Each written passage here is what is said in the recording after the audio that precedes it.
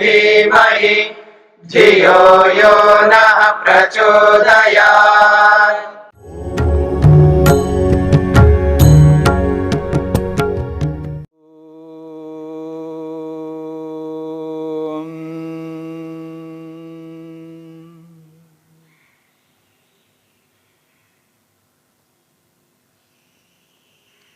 ईश्वर के विषय में विचार चल रहा है।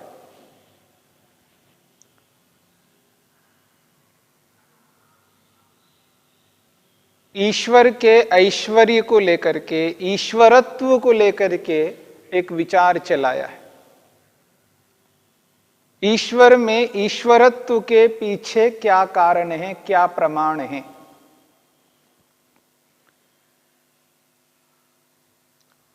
परमेश्वर ऐश्वर्यशाली है, ईश्वर में ईश्वरत्व है।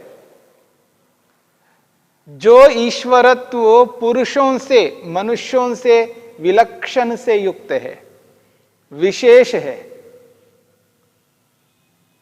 इसलिए महर्षि पतंजलि ने पुरुष विशेषः ईश्वरः कहा। ईश्वर मनुष्यों में विशिष्ट है, विशेष है। क्यों विशेष है? क्लेश, कर्म, विपाक और आशय, इन सब से अपरामृष्ट, पृथक है, भिन्न है। इसलिए ईश्वर मनुष्यों से विशेष है।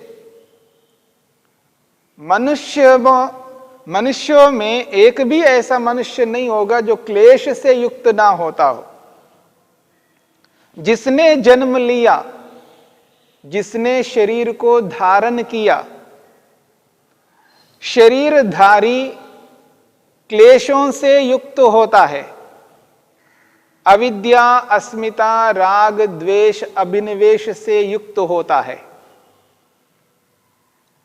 जिसने शरीर को धारण किया है वह व्यक्ति क्लेशों से युक्त होकर के कर्म करता है, राग द्वेष से युक्त होकर के कर्म करता है। जिसने शरीर को धारण किया है वह व्यक्ति अविद्या आदि क्लेशों से युक्त होकर के जिन कर्मों को करता है उन कर्मों का फल, प्रतिफल भोगता है। ऐसा नहीं हो सकता जिसने शरीर को धारण किया हो और वो कर्मों का फल नहीं भोगता हो, क्योंकि शरीर मिला ही उसके कर्मों के आधार पर है।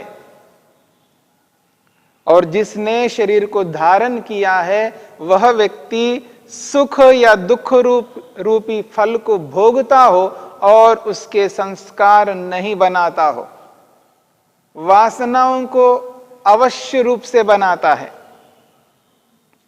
तो शरीरधारी व्यक्ति में क्लेश होंगे, क्लेशों के अनुरूप कर्म होंगे, कर्मों के अनुरूप फलों को प्राप्त करेगा और उन फलों के अनुसार वासनाएं, संस्कार अवश्य बनाता है। हां, वह मनुष्य इन क्लेशों को समाप्त करता है, पहले क्लेशों को बनाता है, कर्मों को करता है, उन कर्मों के फलों को भोगता है और उन कर्मों के फलों के संस्कार बनाता है, फिर उनको दूर करता है। मनुष्य में ये बात है। मनुष्य क्लेशों से जुड़ा रहता है, फिर विवेक वैराग्य को प्राप्त करके क्लेशों को समाप्त करता है। क्लेशों से होने वाले कर्मों को नहीं करता है। क्लेशों से युक्त होकर के जिन कर्मों को करता है उनके फलों को नहीं भोगता है, क्योंकि विवेक वैराग्य को प्राप्त किया। और जब सुख या दुख रूपी फल को भोगता ही नहीं तो उनके संस्कारों को भी नहीं बनाएगा। ये तब है जब उसने पहले ऐसा बनाया है। बात को समझने का प्रयत्न हम सबको करना है कि मनुष्य पहले अविद्या, राग, द्वेष, अभिनिवेश आदि क्लेशों से युक्त होकर के कर्मों को करता है, उनके फलों को भोगता है, फिर उसके बाद उनके संस्कारों से युक्त होता है, ये सब करके फिर इनसे हटता है, इन बंधनों में रह करके इन बंधनों से मुक्त होता है। इसलिए ईश्वर के लिए कहा पुरुष विशेषा, ईश्वर तो पुरुषों में विशेष है, वो इन बंधनों में आता ही नहीं।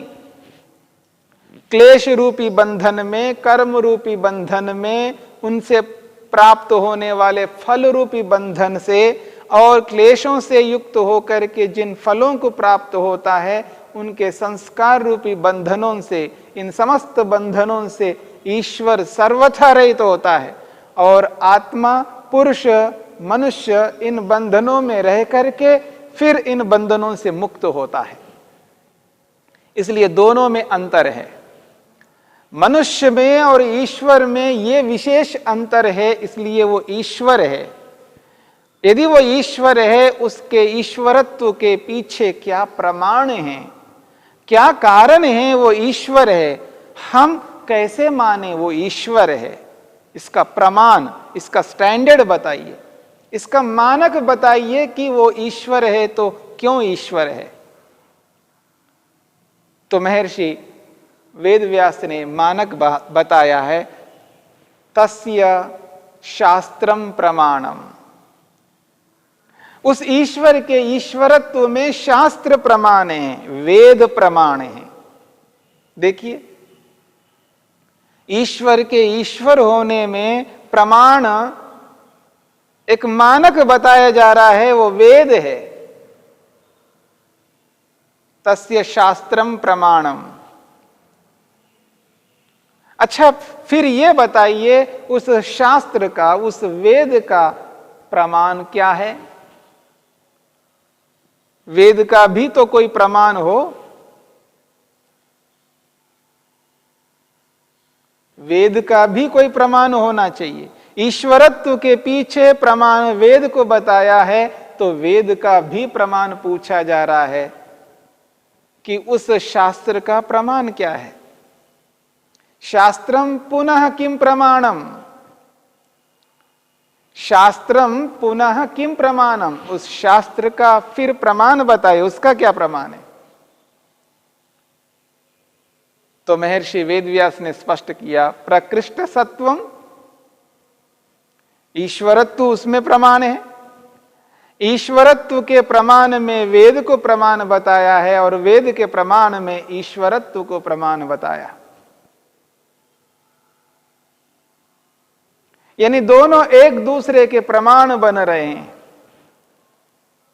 और लौकिक उदाहरण जो आपके सामने प्रस्तुत किया था, एक जामुन है और एक सेव फल है, एक छोटा सा है, एक बड़ा सा है।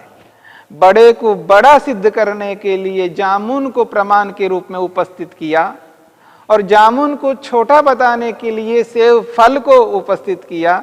ये एक दूसरे के लिए प्रमाण नहीं बन सकते, क्योंकि दोनों असिद्ध है, दोनों अनित्य है।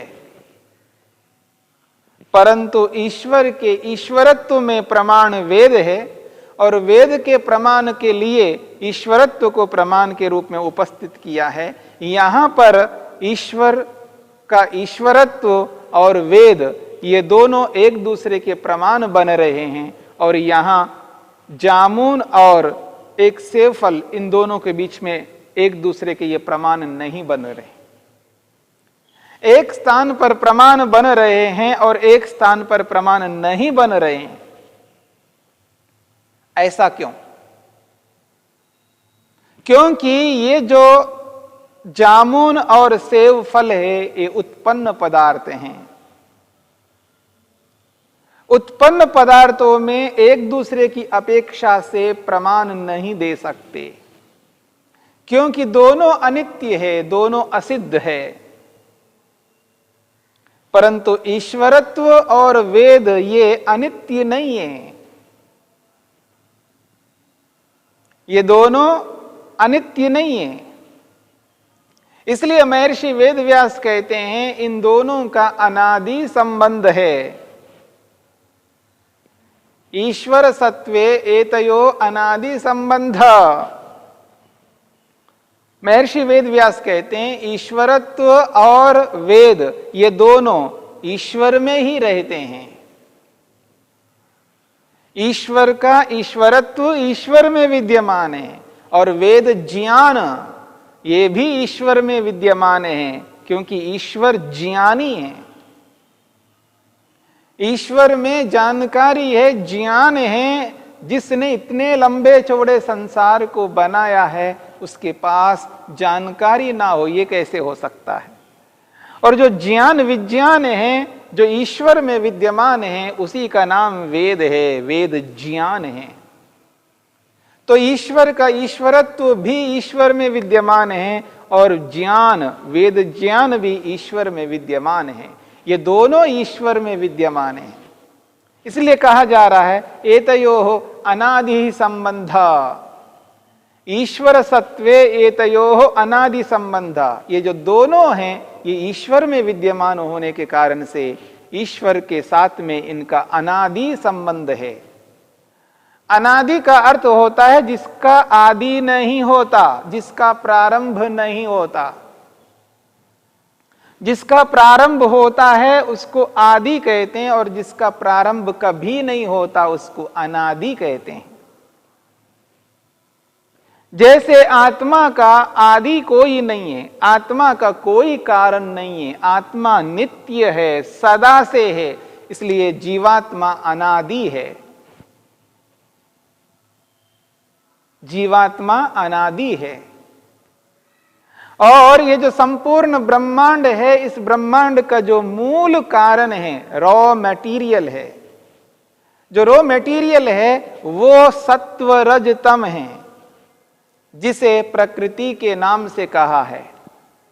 इस ब्रह्मांड का कारण है वह भी अनादि है, उसका भी कोई आदि नहीं है, उसका भी कोई मूल नहीं है, उसका कारण कोई भी नहीं है, वो अनादि पदार्थ है।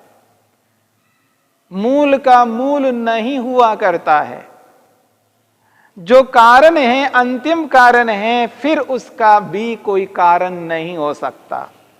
कारण का कारण नहीं हो सकता, मूल का मूल नहीं हो सकता।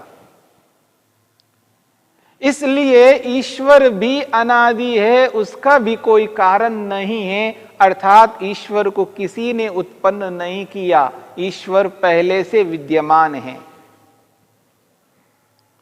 प्रकृति जो सत्व रज तम है, इस संपूर्ण ब्रह्मांड का मूल कारण है, उसे भी किसी ने उत्पन्न नहीं किया, न ईश्वर ने उत्पन्न किया। हां, ईश्वर ने उस मूल पदार्थ को लेकर के कार्य जगत के रूप में तो उत्पन्न किया। मूल कारण सत्व रज तम रूपी प्रकृति को लेकर के कार्य जगत के रूप में उपस्थित किया है, उत्पन्न किया है, पर मूल कारण को सत्व रजतम को ईश्वर ने भी उत्पन्न नहीं किया। वो तो पहले से ही है, अनादि है, नित्य है। और ठीक इसी प्रकार हम जो आत्माएं हैं, जीवात्माएं, जो मनुष्यों में आत्मा विद्यमान है, प्रत्येक मनुष्य में एक एक अलग आत्मा विद्यमान है, जिनको हम गिन नहीं सकते, अनगिनत है। हां, ईश्वर की दृष्टि में सीमा है, ईश्वर गिन सकता है, पर हमारे में इतना सामर्थ्य नहीं है कि हम प्रत्येक आत्मा को गिन सके।